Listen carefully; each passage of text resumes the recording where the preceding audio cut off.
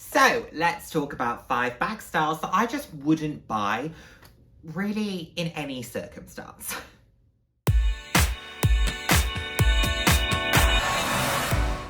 Hello, and the warmest of welcomes to today's video. For those of you who haven't seen my face before, hi, I'm Nick, glad to have you here. Those who have seen my face before, thank you so much for joining me again. I hope you're enjoying my videos. I put out videos roughly 3 times a week on a range of different topics, anywhere from fashion, slightly more personal topics. So if that sounds like something you'd be interested in, then please do head down, hit subscribe and turn on the notification bell. I love chatting with you all.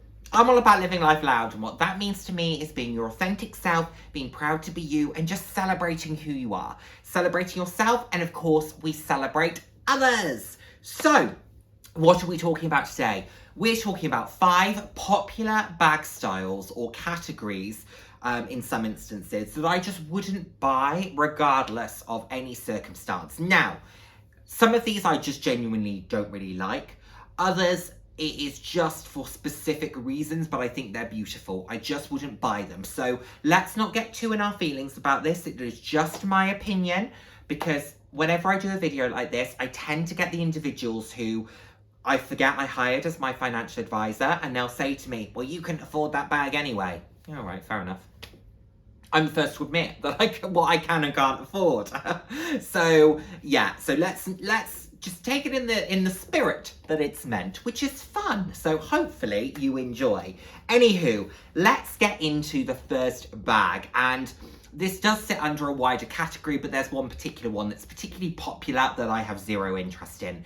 And this is the Prada Re-Nylon 2000 shoulder bag. This is a nice enough bag.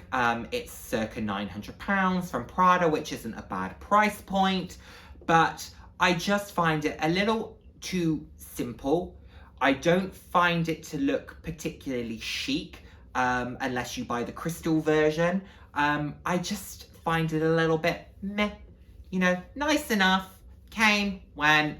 I'm not a huge fan of it. If I'm honest, it falls under the category of what I call the pit pincher. Those bags that have a cutout of what was probably a ball of fabric, a circular fabric. They went, oh, we need a handle. Right, let's leave it all attached and let's just cut out that bit, and then it can sit there. So it sits and it cuts there. I'm a fan of a shoulder bag that has a drop to it, that sits somewhere towards your hip, opposed to being crunched under your arm. And that just wouldn't work for me. The Fendigraphy is the same. The Bottega Jodie is a similar story for me.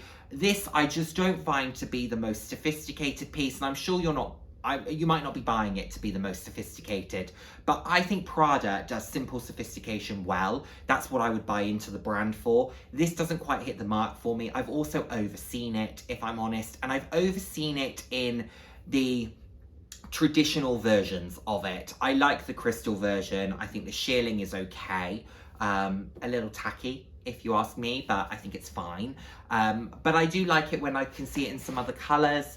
It just wouldn't work for me. I couldn't style it. It would look odd on my frame. I wouldn't wear it as a shoulder bag. I'd need it to be a top handle. And if it's going to be a top handle, there are bags I much prefer for £900.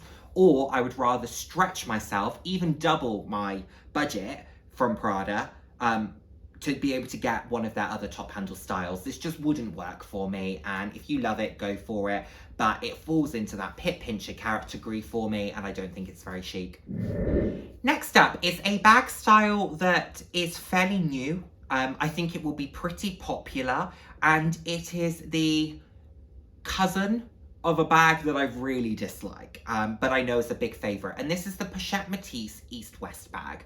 I am not a fan of the Pochette Métis in general. I think it is one of the most boring, overplayed items, and I can't really understand the appeal. I think there are much better places to buy satchel bag styles from, Cambridge Satchel Bag Company, for example, than Louis Vuitton. I find it really uninspiring. It's okay in the Emprunt, that's where I think it's best, but then it feels still pretty uninspired to me.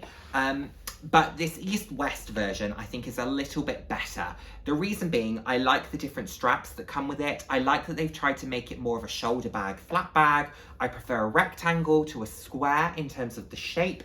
So that works a little bit better for me. But for £2,000, I think it is incredibly expensive, and I don't think that it has moved past what the original Pochette Métis was enough for me to be engaged in it. The Pochette Métis was so popular, so I think in terms of a business decision, continuing with that line is a very good thing to do. But as someone who didn't like the original, this doesn't move the dial enough for me to look at it and go, wow, that's amazing, I need to consider it. If I'm spending £2,000 at Louis Vuitton, the likelihood is I'm probably buying one of the more classics. I'm probably buying something like a Speedy, and you're probably sitting there saying, but Nick, you said that the Pochette Métis was overplayed and you're looking at a Speedy. Yes, I just think that the bag style is more timeless. I think that it is more versatile. I think it would suit me better. I think it can transition throughout the day into the evening more easily. There are lots of reasons why I think the Speedy is a better choice for the money than something like the Pochette Métis. Feel free to disagree with me. I know many of you own a Pochette Métis and many of you love them, which is fantastic. It just wouldn't work for me. The East-West style, I like because it moves more towards the shoulder bag. It also has a bit of a drop, so it's not a pit pincher. So I do like that, but it just doesn't move enough. And the price point is now over £2,000, which is starting to creep for me for towards silly money for ultimately a canvas piece. So not a win. Better, but not a win when it comes to Louis Vuitton. Now for a bag style that I really like, but I wouldn't go for in a very specific version. So this is the Dior book tote, and I would not go for the Dior book tote in the oblique, particularly in the blue oblique. And the reason being, I see it a lot, which I don't think is a terrible thing, because I think popular bags, they're popular for a reason. That doesn't deter me from owning something. Quite often deters me from owning that version of it, but not necessarily the bag style itself. The reason is, and Steph referenced this in a very recent video that she did, Steph from Handbagholic, and this is about the fact that it is often duped and copied and somewhat plagiarized. And that doesn't sit comfortably with me. I am not a huge fan of owning something that I know has many a copy out there. I like something that's niche. I like something that's different. I like something that feels original. And that isn't Dior's fault. That is absolutely not Dior's fault. But I am not a huge fan of styles where you can get a fake of it. I don't agree with that market in the slightest. I don't like what it supports. I think there are so many beautiful pieces out there that I don't understand the need to have a fake version of something. In all honesty, I think just drop your price point and go for another brand, because sometimes you can still spend huge sums of money on them, on these copies. I think just go for something else, if I'm honest, but that's besides the point. But I think that unfortunately has ruined the oblique when it comes to Dior. However, I think the Dior book tote style is beautiful, a little pricey.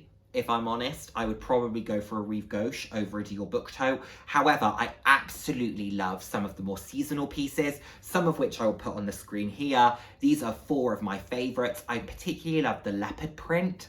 It's a little tacky, but so am I, so that's okay. I love the pinks. I love the, is it Toile de Joie? Is that how you pronounce that?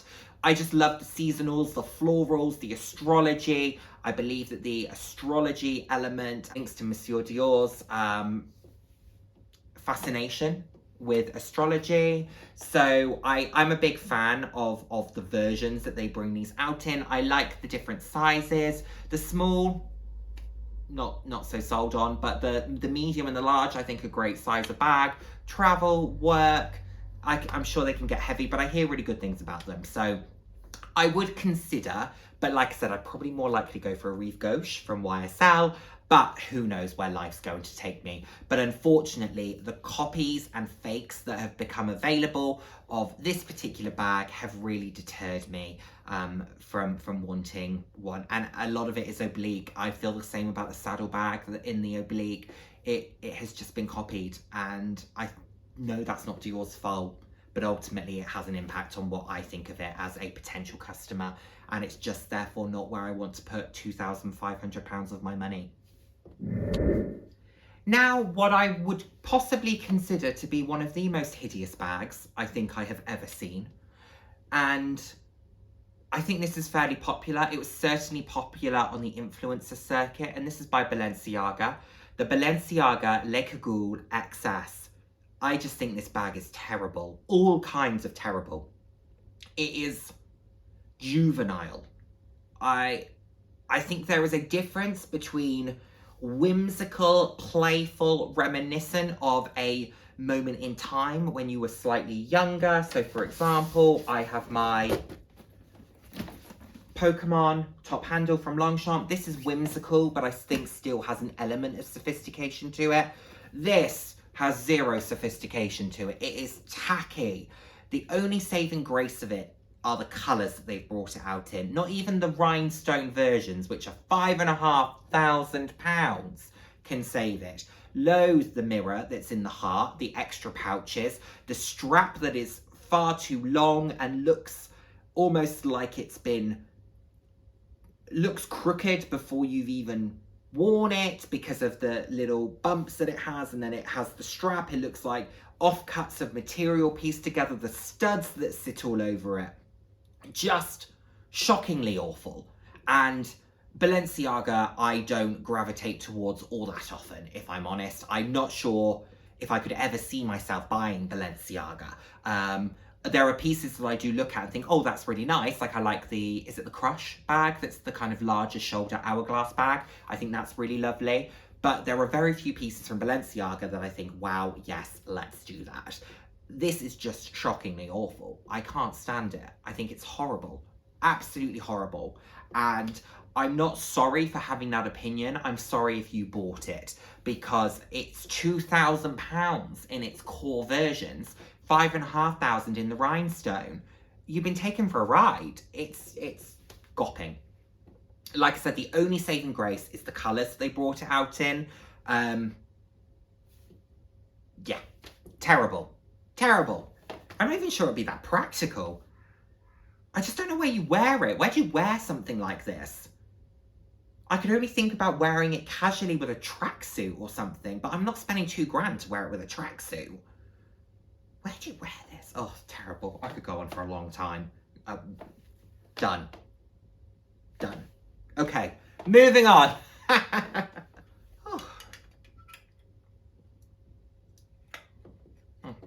He's feeling sassy today.